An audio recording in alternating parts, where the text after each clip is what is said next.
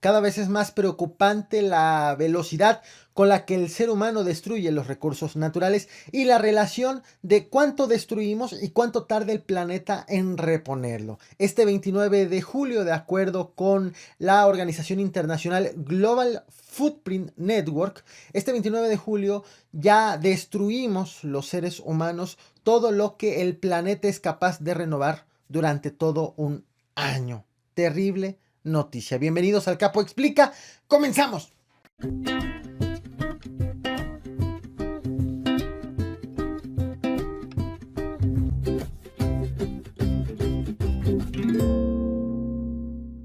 Finalmente, la llamada Ley Garrote fue aprobada en el Congreso de Tabasco, aunque con algunos ajustes para alejarse de las críticas. Con 24 votos en favor y 1 en contra, fueron aprobadas reformas al Código Penal de Tabasco para sancionar con prisión a quienes bloqueen o impidan la realización de obras públicas. Apodada Ley Garrote por ser considerada como una medida para inhibir las manifestaciones, la reforma sufrió una modificación el mismo día de su aprobación para desmarcarse de las críticas. Esta reforma nace a raíz de un problema. Pemex está considerando hacer una fuerte inversión en el estado de Tabasco y han brincado diversas organizaciones, diversos sindicatos que están exigiendo contratos, salir beneficiados con ese dinero de la inversión o plazas para sus trabajadores. Sindicatos y llamados pseudo sindicatos cuya legitimidad no está todavía comprobada ante las autoridades. Si quieres más detalles de este origen del conflicto, te invito a que veas este video que te traje ayer en este canal. De tal forma que la propuesta original salió del gobernador Adán Augusto López Hernández, quien sugirió en su iniciativa que se penalice, que estén en la cárcel aquellas personas que cometan ciertos delitos, como impedir total o parcialmente el tránsito, que sería meritorio de 1 a 5 años de prisión. Y si tienes a un menor de edad haciendo esta labor, como manifestarse e impedir el tránsito de vehículos, la pena sería de el doble. Oposición de trabajos y de obras públicas, evitar que se desarrollen estos trabajos, pena de prisión de 6 a 13 años. Interrupción o dificultad del servicio público de comunicación, de 6 meses a 4 años. Obstaculizar vías de comunicación, secuestrar o retener transporte público, de 1 a 8 años de prisión. Y si estos delitos son cometidos por ex servidores públicos o servidores en funciones, policías o ex policías, se quedarían inhabilitados para ejercer algún otro cargo similar, de 5 a 10 años aproximadamente.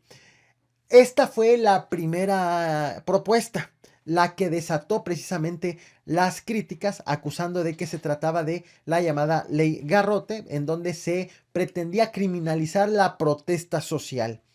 El presidente Andrés Manuel López Obrador se pronunció este 29 de julio en la conferencia de prensa sobre esta iniciativa.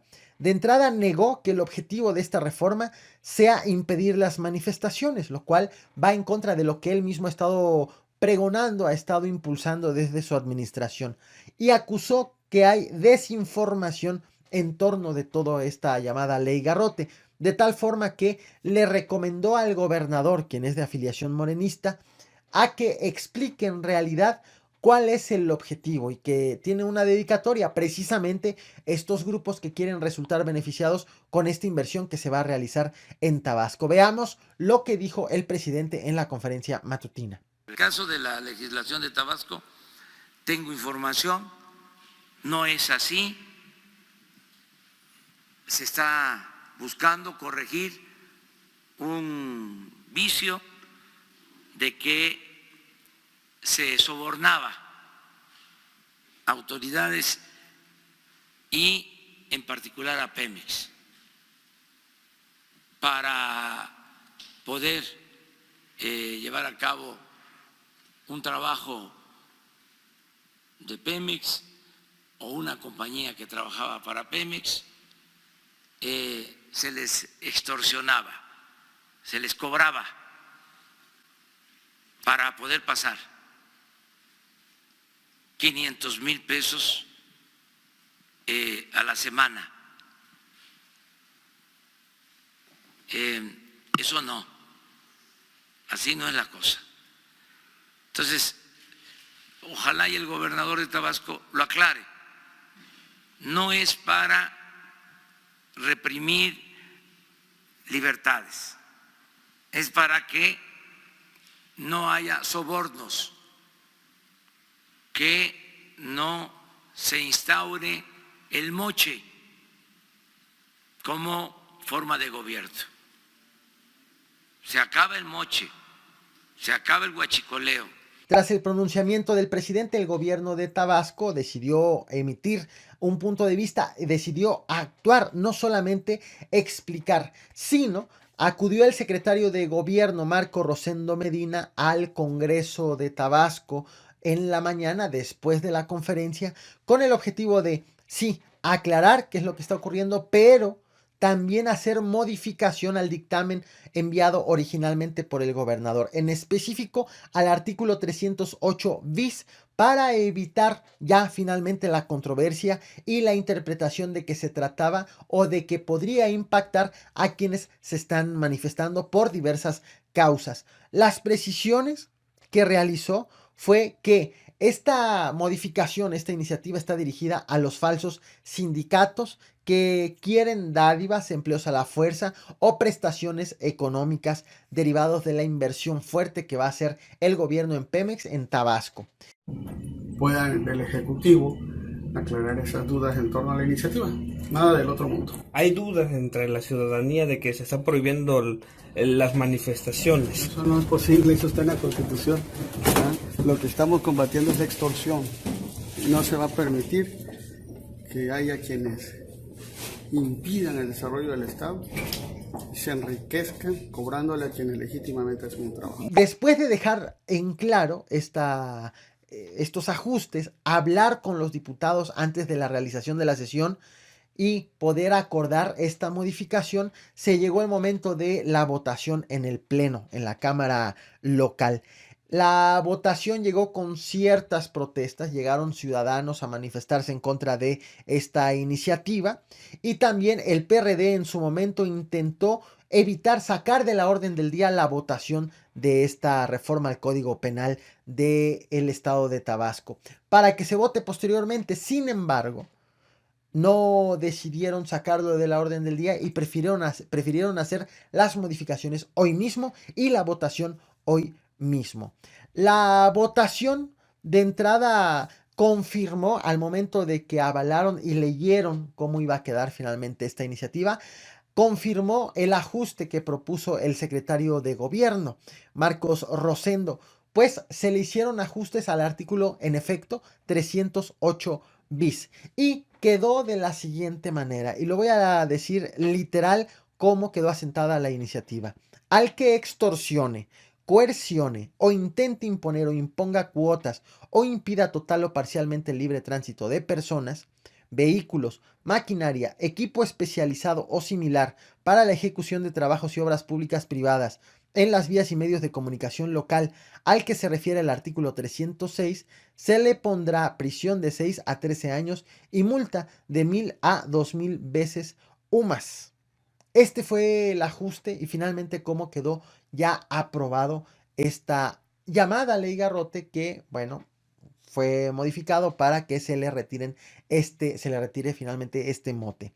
¿Qué es lo que ocurre ahora que lo aprobó el Congreso de Tabasco? Bueno, lo envían al gobernador para que lo publique en el periódico oficial del estado y quede promulgado y entre en vigor. Así, en estas circunstancias, en estas condiciones, quedó lo que en su momento fue llamado la ley Garrote, con ese ajuste y esa precisión tras el pronunciamiento del presidente Andrés Manuel López Obrador en la conferencia matutina. Como reflexión final, destaco el hecho de que la iniciativa fue o nació el interés por hacer este ajuste al Código Penal, nació en realidad a raíz de una preocupación manifestada por Octavio Romero, el titular de Pemex, tras su visita a Villahermosa la semana pasada.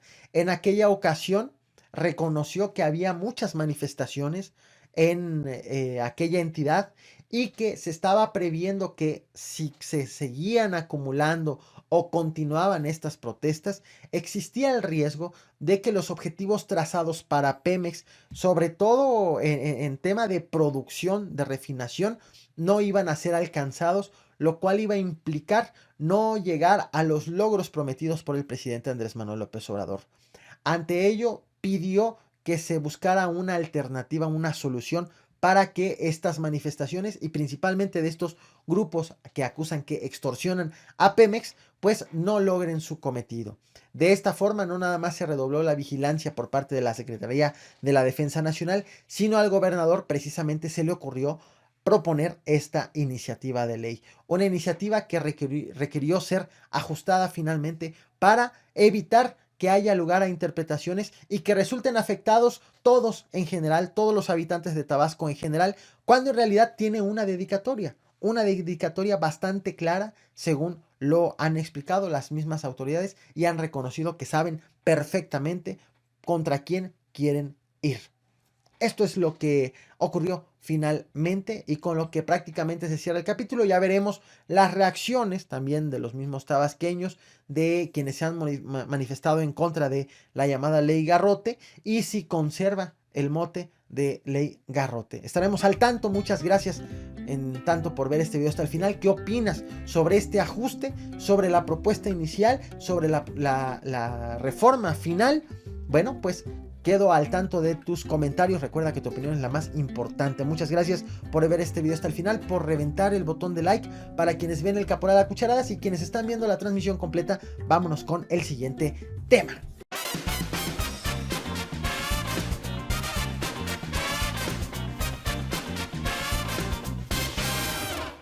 800,000 pesos destinados para el pago de programas sociales federales fueron robados cuando quienes los transportaban aterrizaban en una avioneta.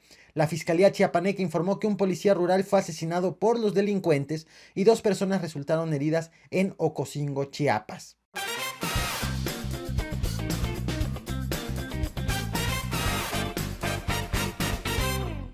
Migrantes que buscan asilo en Estados Unidos han tenido que enfrentar un nuevo problema: el abandono de las autoridades del Instituto Nacional de Migración.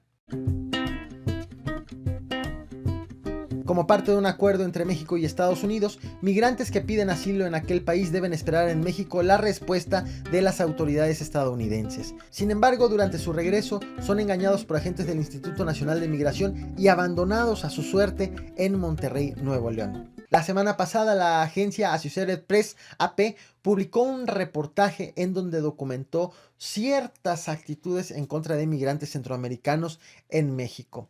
Detalló la siguiente historia: 450 migrantes, la mayoría de niños, solicitaron el asilo en Estados Unidos. Una vez que hicieron este trámite, el gobierno de los Estados Unidos les dijo: esperen a que les dé respuesta del lado mexicano, como marca el acuerdo al que han llegado ambos gobiernos. Y estando en Tamaulipas, el personal del Instituto Nacional de Migración los abordó y les dijo: vámonos para Monterrey porque Nuevo Laredo, porque Tamaulipas en general es una entidad insegura para ustedes.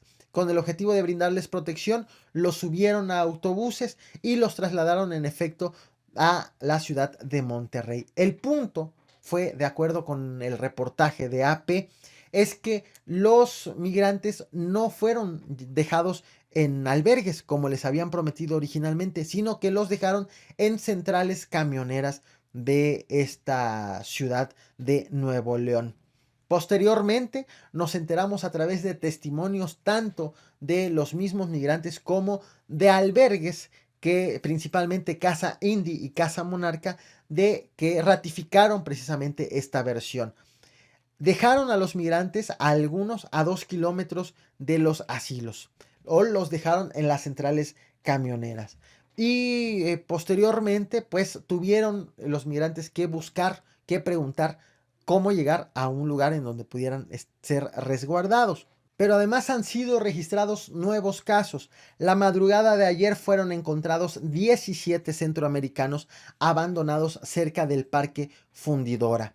Según este grupo de migrantes, fue trasladado de la noche del sábado de Nuevo Laredo a la ciudad de Monterrey, también con la promesa de que los iban a dejar en casas migrantes para su resguardo, en espera ahí de la respuesta del gobierno estadounidense. Sin embargo, los dejaron en plena vialidad, abandonados a la medianoche. Tuvieron allí que buscar la manera para llegar a las casas migrantes. De acuerdo con precisamente gente que trabaja en los albergues, se están realizando viajes diarios de migrantes que están siendo llevados de la frontera con Tamaulipas a Monterrey, Nuevo León, para dejarlos bajo resguardo. Y que los encargados de los albergues aseguran que están recibiendo 3 autobuses con migrantes cada día en promedio. Existe esa polémica de cuántos en efecto llegan a los albergues y cuántos están todavía o son abandonados en plena vialidad, sin más datos de hacia dónde se tienen que dirigir. Como reflexión final a esta ola de reportajes que estamos teniendo, que ha nacido principalmente de la prensa extranjera, está el hecho de que el Instituto Nacional de Migración está enfrentando un problema severo al verse obligado a recibir a una gran cantidad de migrantes. Ya lo han reconocido.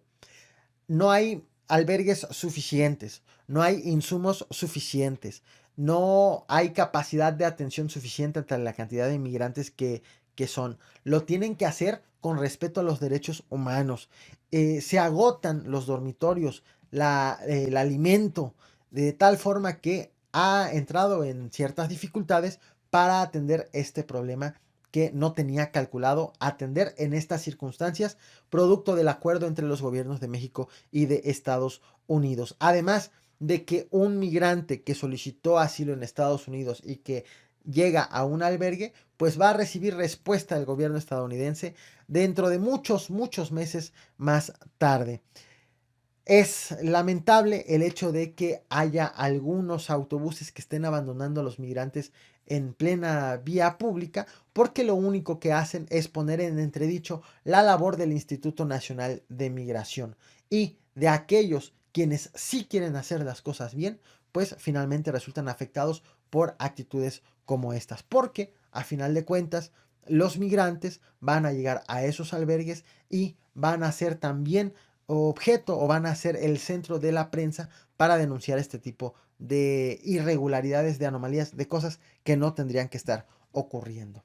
¿Qué opinas sobre este tema? ¿Algún regio? ¿Alguien de Nuevo León? ¿Alguien de Nuevo Laredo que esté viendo este video y que quiera compartirnos lo que ha visto en su territorio? Bueno, los leo en general a todos, pero obviamente nos interesa a todos conocer de viva voz estas posturas. Muchas gracias por dejar tu comentario, por reventar el botón de like a quienes están viendo la transmisión completa y a quienes ven el Caporal Explica. Vamos con el siguiente tema.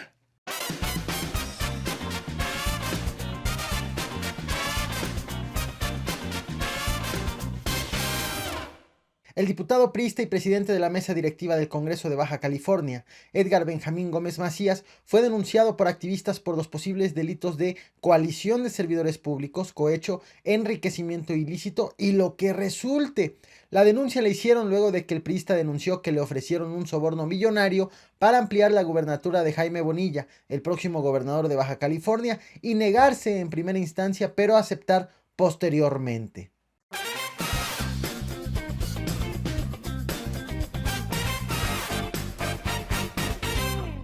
Jalisco está viviendo un problema de contaminación a la vista de todos, pero ante el silencio de las autoridades. Durante años, la laguna de Cajititlán ha recibido descargas residuales ante el conocimiento de las autoridades del municipio de Tlajomulco y del estado de Jalisco. Este año no es la excepción, pues miles de peces han sido encontrados muertos y las labores de limpieza han corrido a cargo de los lugareños. El problema de contaminación en la laguna es de años. Por ejemplo, en el 2014 se documentó que murieron 290 toneladas de popocha, así se llama el pez, no se vayan a reír. En el 2016 el problema se repitió, no tuvo ningún freno.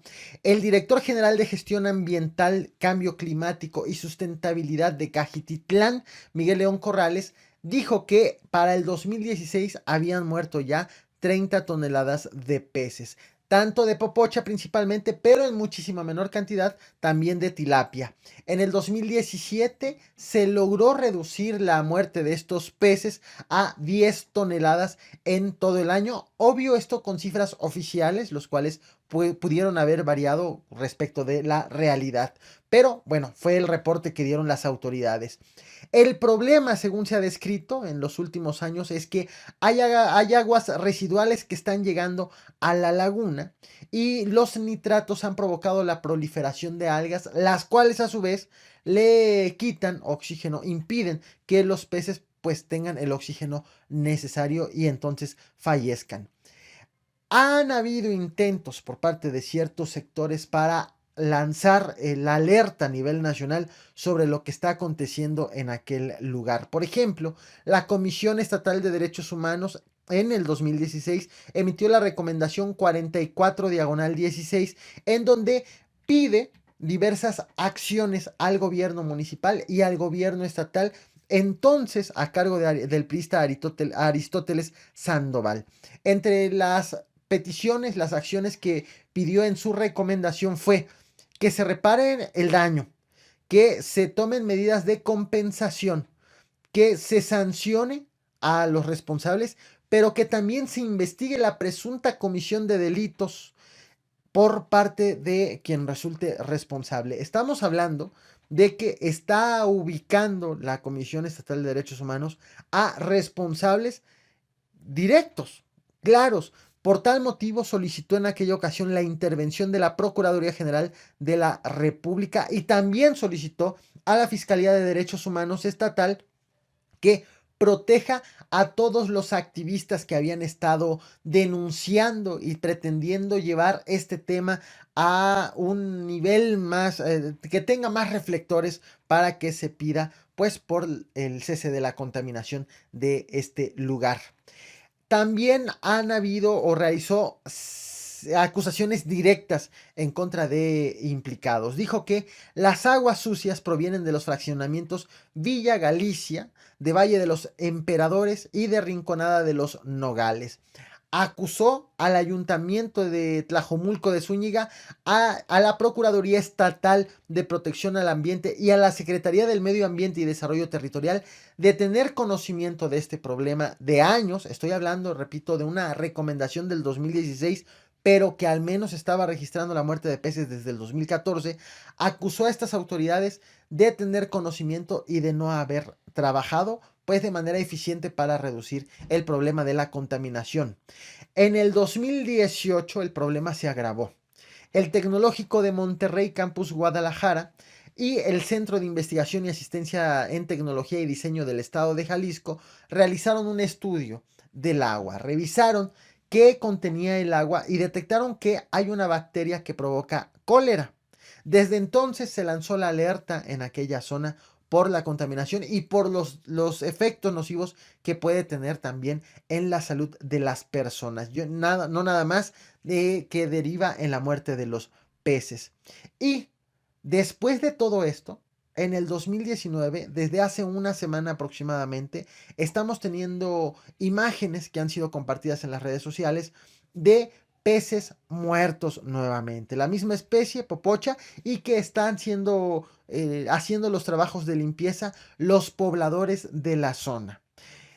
Hasta el momento no existe algún reporte de la autoridad, de cualquier autoridad municipal o estatal, sobre los trabajos que se realicen en el lugar, mucho menos sobre trabajos para frenar la contaminación, la descarga de aguas residuales en aquella laguna. Y pues el problema pues continúa como si se tratara de un tema nuevo, como si nunca se hubiera denunciado, como si nunca se hubiera dicho absolutamente nada. Como reflexión final, destaco el hecho de que se trata de un problema de años, lo cual es más lamentable, el que se esté reiterando con esta situación y que las autoridades pues queden en evidencia de que no han hecho absolutamente nada. Lamentable la actitud, la omisión, el cómo se hacen de la vista gorda el gobierno de Enrique Alfaro sobre este tema. Y también la invitación a que compartan este video, a que revienten el botón de like. Estos temas son los que no se vuelven tendencia en las redes sociales. Estos temas son los que no, por algún motivo, no trascienden tampoco en los medios de comunicación. Pero no dejemos que nuestro México, que nuestro planeta, pues se vaya muriendo lentamente de esta manera. Muchas gracias por ver este video hasta el final, tanto a quienes ven el Caporal a Cucharadas como ven la transmisión en vivo. Leo sus comentarios y gracias como siempre por reventar el botón de like.